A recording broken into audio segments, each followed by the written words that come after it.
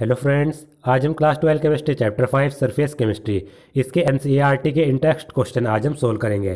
Question number 5.1 है, write any two characteristics of chemisorption. Chemisorption process की हमें दो कैरेक्टरिस्टिक्स लिखनी है। तो पहली कैरेक्टरिस्टिक है, chemisorption is highly specific in nature. It occurs only if there is a possibility of chemical bonding between the adsorbent and the adsorbate. जो chemisorption होता है वो नेचर में हाईली स्पेसिफिक होता है। कहने का मतलब है केमिजोर्प्शन तभी होगा एडजॉर्बेंट और एडजॉर्बेट के बीच में अगर इन दोनों के बीच में केमिकल बॉन्डिंग होने का कोई चांस हो। ये हमारा क्या है, एडजॉर्बेंट, और ये हमारा है एडजॉर्बेट।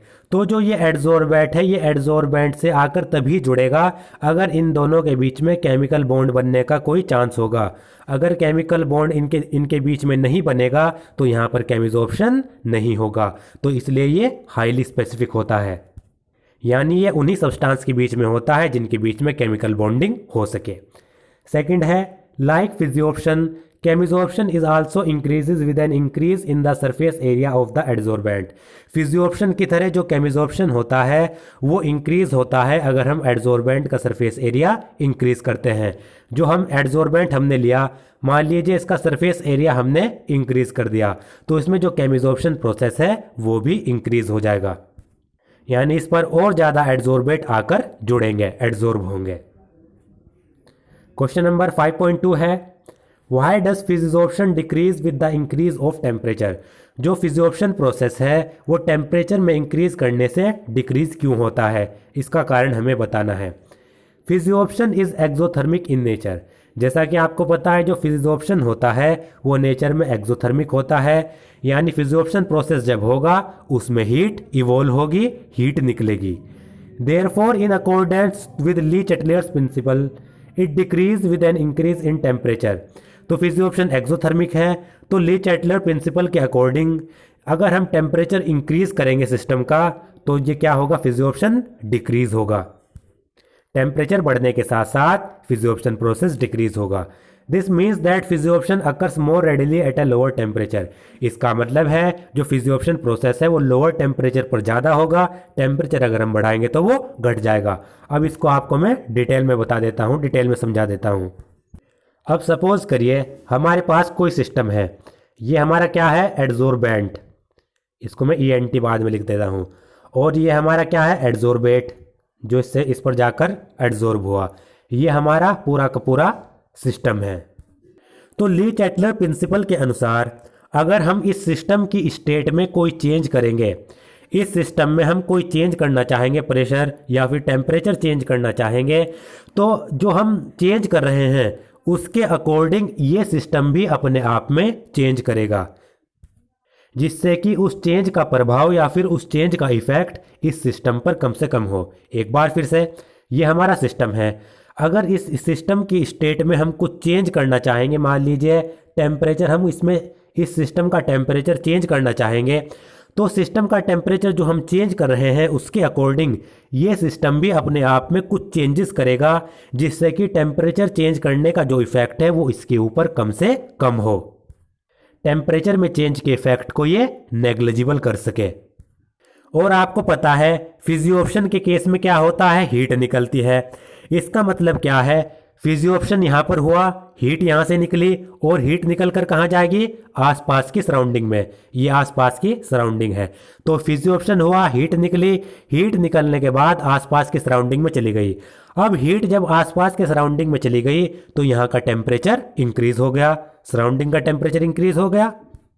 तो सराउंडिंग का टेम्परेचर तो हीट निकलने से इंक्रीज हो रहा है, और हम जो ये सिस्टम है उसका टेम्परेचर हम चेंज कर रहे हैं। तब अब देखिए दोनों ही तरफ जब टेम्परेचर बढ़ रहा है तो ये सिस्टम कौन सी स्टेट में जाना चाहेगा, ऐसी स्टेट में जाना चाहेगा जहां पर टेम्परेचर डिक्रीज हो। हीट निकली, एक्सोथर्मिक है, हीट निकली, सराउंडिंग का टेम्परेचर बढ़ा, सिस्टम का टेम्परेचर हम बढ़ा रहे हैं। अब जब दोनों तरफ ही टेम्परेचर बढ़ रहा है तो ये सिस्टम कौन सी स्टेट में जाना चाहेगा, ऐसी स्टेट में जाना चाहेगा जहां पर टेम्परेचर डिक्रीज हो। और इस सिस्टम के पास टेम्परेचर डिक्रीज करने का क्या तरीका है कि जो रिएक्शन है वो बैकवर्ड डायरेक्शन में हो जाए। रिएक्शन अगर फॉरवर्ड डायरेक्शन में हो रही थी तो हीट निकल रही थी, एक्सोथर्मिक हो रही थी। अब अगर रिएक्शन बैकवर्ड डायरेक्शन में हो जाए तो हीट निकलना बंद होगी। हीट निकलना अगर बंद होगी तो टेम्परेचर डिक्रीज हो जाएगा। तो ये सिस्टम टेम्परेचर डिक्रीज कैसे करेगा? रिएक्शन को बैकवर्ड डायरेक्शन में करके। अगर रिएक्शन बैकवर्ड डायरेक्शन में हो गई इसका मतलब फिजियोप्शन घट गया, फिजियोप्शन डिक्रीज हो गया। तो हमें पता लग गया टेम्परेचर अगर हम सिस्टम का इंक्रीज करेंगे तो फिजियोप्शन डिक्रीज होगा according to Le Chatelier's principle. तो ये इसका डिटेल में एक्सप्लेनेशन थी। अब 5.3 क्वेश्चन है, why are powdered substances more effective adsorbent than their crystalline forms. कोई सब्सटेंस है वो पहले तो पाउडर फॉर्म में है और वही सब्सटेंस फिर क्रिस्टलाइन फॉर्म में है, क्रिस्टल्स की फॉर्म में।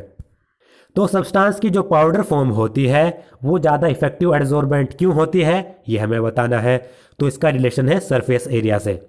Powdered substances are more effective adsorbent than their crystalline form because when a substance is powdered its surface area increases and physisorption is directly proportional to the surface area of the adsorbent।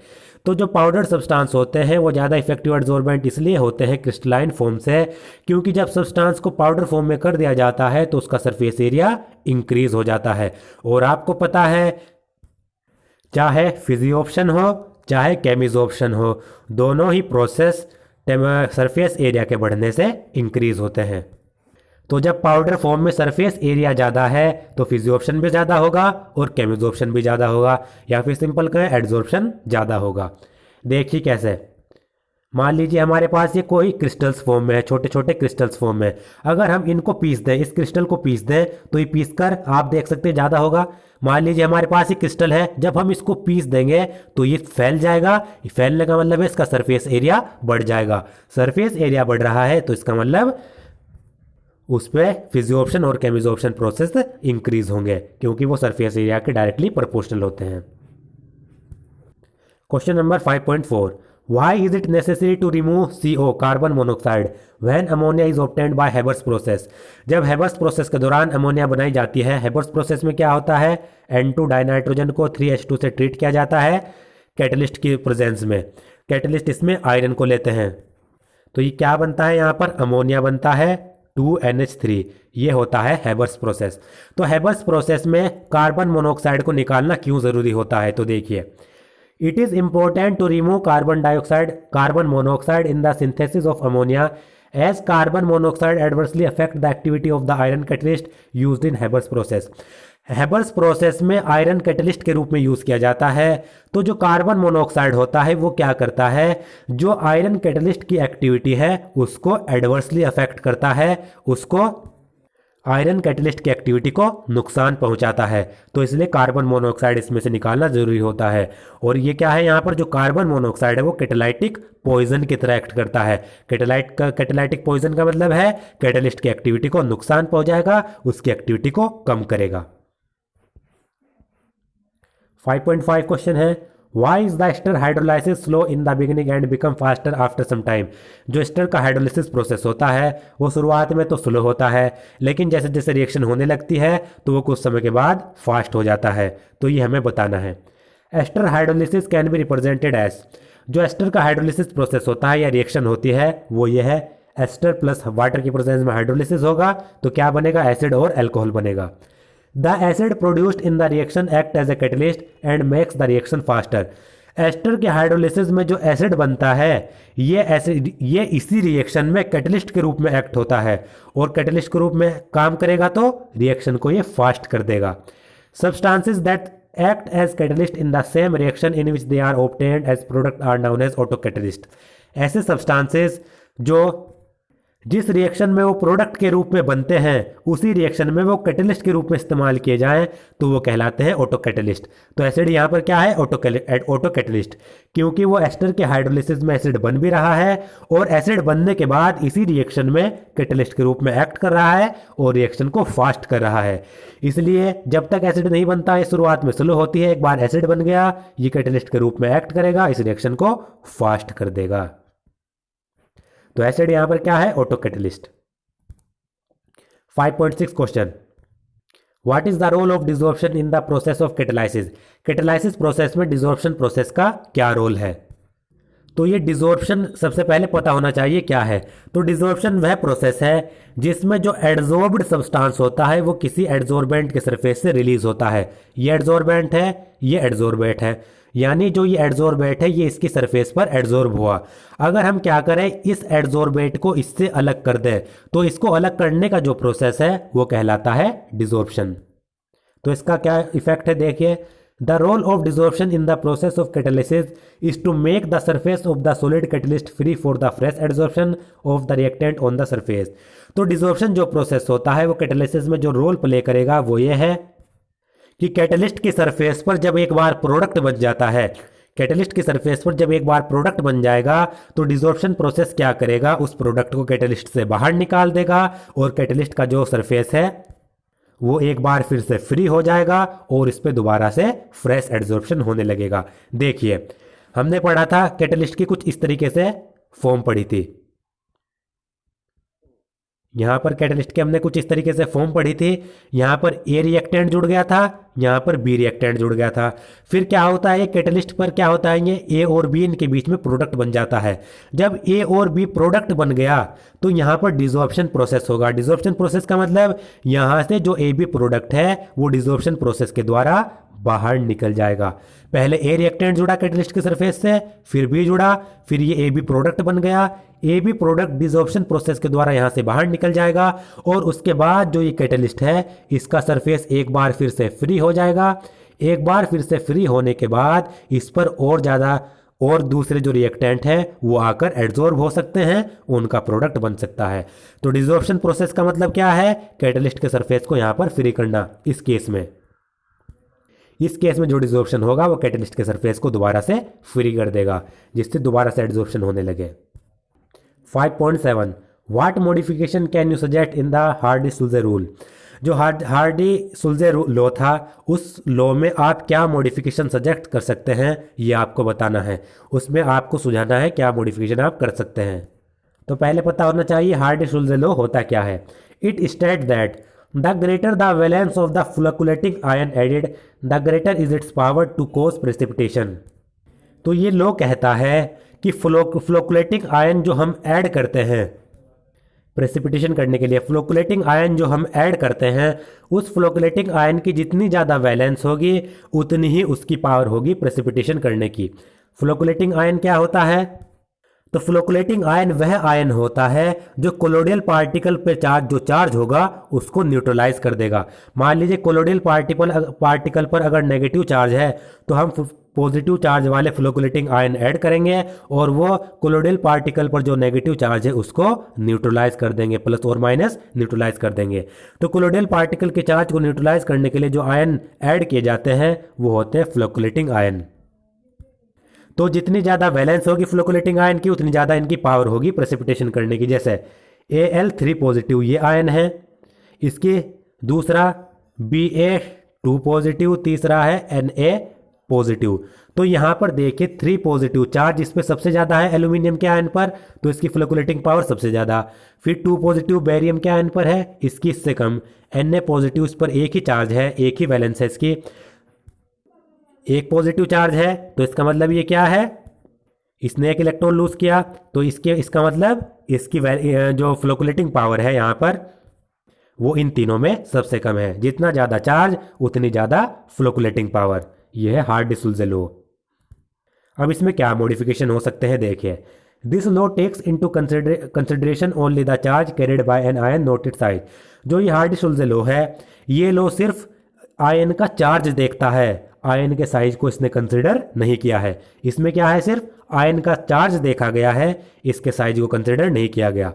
The smaller the size of an ion the more will be its polarising power. किसी भी ion का जितना कम size होगा उतनी ज़्यादा इसकी polarising power होगी।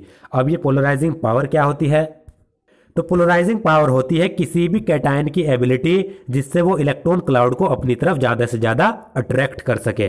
Polarising power क्या है, किसी भी कैटायन की एबिलिटी जिससे वो इलेक्ट्रॉन क्लाउड को अपनी तरफ ज़्यादा से ज़्यादा अट्रैक्ट कर सके। और जो पोलराइजिंग पावर होती है वो डायरेक्टली प्रोपोर्शनल होती है लोअर साइज के। जितना ज़्यादा कैटायन का लोअर साइज होगा उतनी ज़्यादा पोलराइजिंग पावर होगी। Thus Hardy Schulze law can be modified in terms of the polarising power of the flocculating ion. तो हार्डी-सुलज़े लॉ को हम पोलराइजिंग पावर फ्लोकुलेटिंग आयन के पोलराइजिंग पावर के टर्म्स में मॉडिफाई कर सकते हैं। तो इसकी मॉडिफाई फॉर्म क्या होगी?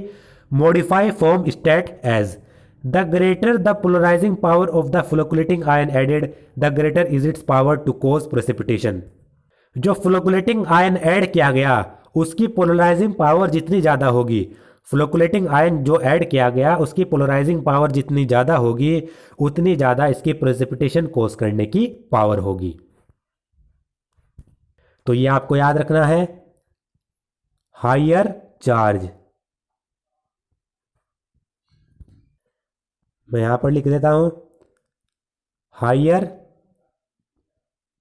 चार्ज डायरेक्टली प्रोपोर्शनल होता है पोलराइजिंग पावर। पीपी का मतलब पोलराइजिंग पावर, और जो पोलराइजिंग पावर होती है वो डायरेक्टली प्रोपोर्शनल होती है लोअर साइज के।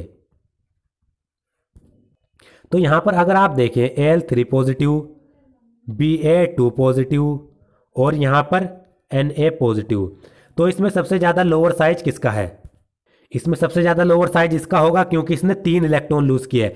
एल्यूमिनियम ने अगर 3 इलेक्ट्रॉन लूज किए तो क्या होगा? प्रोटॉन की मात्रा इसमें बढ़ जाएगी और इलेक्ट्रॉन की मात्रा घट जाएगी क्योंकि इसने 3 इलेक्ट्रॉन लूज किए। तो वो प्रोटॉन क्या करेंगे? न्यूक्लियस में जो प्रोटॉन है वो इलेक्ट्रॉन को अपनी तरफ खींचेंगे जिससे इसका साइज कम हो जाएगा। जबकि इसने 2 इलेक्ट्रॉन लूज किए हैं, इसका साइज एल्यूमिनियम से बड़ा होगा। Na ने 1 इलेक्ट्रॉन लूज किया है, इसमें Na का साइज सबसे ज़्यादा होगा। तो देखिए यहाँ पर एल्यूमिनियम का साइज सबसे कम क्योंकि इसने 3 इलेक्ट्रॉन लूज किए हैं। एल्यूमिनियम का साइज सबसे कम है तो जो पोलराइजिंग पावर है वो एल्यूमिनियम की सबसे ज़्यादा होगी। एल्यूमिनियम की पोलराइजिंग पावर सबसे ज़्यादा होगी तो इसका मतलब ये सबसे ज़्यादा क्या करेगा? प्रेसिपिटेशन कॉज करेगा। तो इसमें वही है, हायर चार्ज होगा तब भी सबसे ज़्यादा प्रेसिपिटेशन कॉज करेगा। हायर चार्ज होगा तो पोलराइजिंग पावर भी इसकी ज़्यादा होगी, तब भी सबसे ज़्यादा प्रेसिपिटेशन ये कॉज करेगा कैटायन पर अगर हायर चार्ज होगा। तो इसके टर्म में इसको हम मॉडिफाई कर सकते हैं। अब इसमें 5.8 क्वेश्चन है, why is it essential to wash the precipitate with water before estimating it quantitatively. जो प्रेसिपिटेट है उसको क्वांटिटेटिवली एस्टिमेट करने से पहले उसको वाटर से वॉश क्यों किया जाता है ये हमें बताना है। When a substance gets precipitated, some ions that combine to form the precipitate get adsorbed on the surface of the precipitate। जब भी कोई सब्सटेंस प्रेसिपिटेट होता है तो कुछ आयंस प्रेसिपिटेट के सरफेस पर एड्सॉर्ब हो जाते हैं। Therefore, it become important to wash the precipitate before estimating it quantitatively in order to remove these adsorbed ion or other such impurities। तो ज़रूरी हो जाता है कि प्रेसिपिटेट को क्वांटिटेटिवली एस्टिमेट करने से पहले, उसकी क्वांटिटी को चेक करने से पहले उस प्रेसिपिटेट को वाटर से वॉश कर लिया जाए, क्योंकि वाटर से वॉश करने के बाद जो ये एड्सॉर्ब्ड आयन होते हैं या फिर दूसरी इम्प्योरिटीज़ होती हैं वो उससे बाहर निकल जाती हैं। मान लीजिए यहाँ पर कोई प्रेसिपिटेट हुआ, ये जो प्रेसिपिटेट होता है इस पर कोई कुछ आयंस एड्सॉर्ब हो जाते हैं, कुछ इम्प्योरिटीज़ एड्सॉर्ब हो जाती हैं। तो इसको क्वांटिटेटिवली एस्टिमेट करने से पहले इसको धो लिया जाता है जिससे ये एड्सॉर्ब्ड आयंस हैं या इम्प्योरिटीज़ है ये इससे रिमूव कर दी जाए, उसके बाद इसको क्वांटिटेटिवली एस्टिमेट किया जाए। तो दोस्तों आज का मेरा वीडियो अगर आपको पसंद आया तो प्लीज़ मेरे चैनल को सब्सक्राइब करें, इस वीडियो को ज़्यादा से ज़्यादा शेयर करें। अगर आपको ये PDF चाहिए तो डिस्क्रिप्शन बॉक्स में एक लिंक दिया हुआ है, उस लिंक पर आप क्लिक करेंगे तो ये PDF आप डाउनलोड कर सकते हैं।